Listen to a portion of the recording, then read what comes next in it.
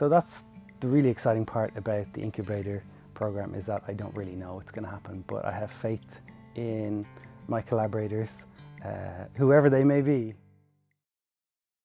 Hi, my name is Patrick Stefan. I'm a singer-songwriter and jazz-trained multi-instrumentalist. It's about reaching out, it's about making new collaborations and taking some risks as well, because I've set myself the target of writing, recording and releasing a new track with a different artist every month of the year. So every month, if you sign up, you should expect to see the initial stage where I collaborate with another artist. You'll see that very kind of open stage of the process where we're just generating material. Usually what I do is I go back and I pick out the bits that make sense to me or that resonate for some reason, and then start to rebuild the track around that. So you'll see that stage as well.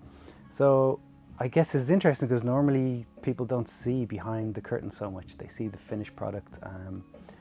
But often there's all these stages of editing and reshaping, and sometimes the initial thing that makes a track is literally just gone by the end of the making of the track, because in the making of it, it doesn't make sense anymore. So it's a pretty exclusive insight actually into the life, or the creative life of a song, of a piece of music, all of the decisions that are made, how I suppose all of our beings and ourselves are infused in all of the little micro decisions that end up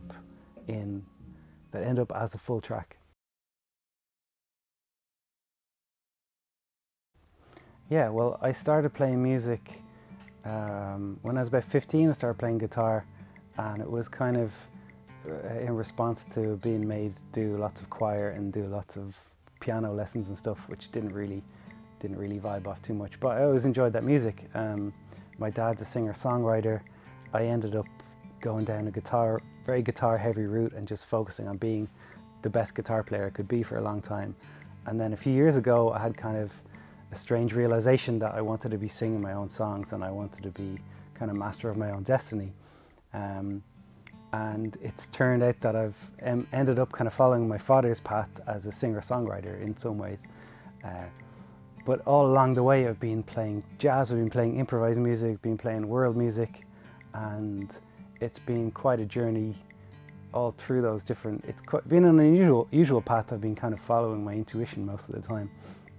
And that has ended up in my debut album, which I just released about 2 months ago. And Wayfarer is a reference to my journeying, and this is, you can see the whale is a reference to my Dutch ancestry, who used to, they were whaling people apparently.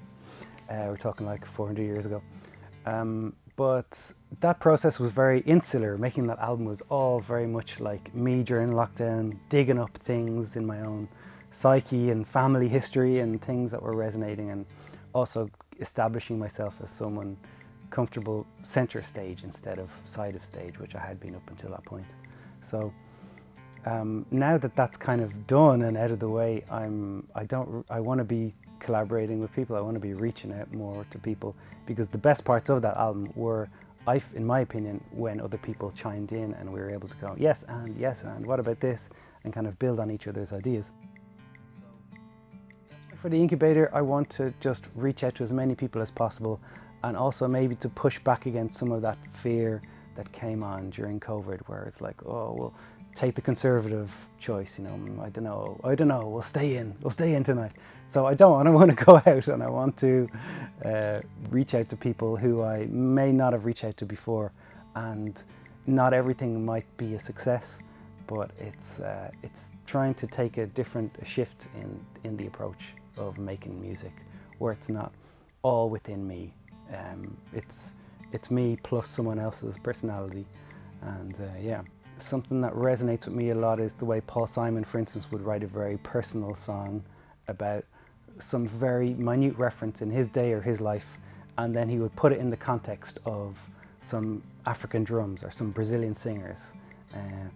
So it's kind of got this very personal sense, but then also a wide worldly sense as well. So this is kind of the model that I've found that resonates with me a lot, having studied a little bit done some Brazilian music and some West African guitar, little bits from around the world that all somehow kind of make sense through the funnel of my own persona, if that makes sense. So that's kind of the approach that I'm taking with this next batch of songs, which I hope will result in an album, and they might not, I don't know though. That's the kind of the excitement of this journey. So I expect that it'll be something like me and the guest musician for that month will meet up and we will kind of improvise around an idea a little bit. I may or may not add some text to the music that we kind of decide on resonates best with us. I want to share some of that early stage kind of improvising, and I want to share the next kind of edited stage, and then the final stage of like, okay, this is ready to go out.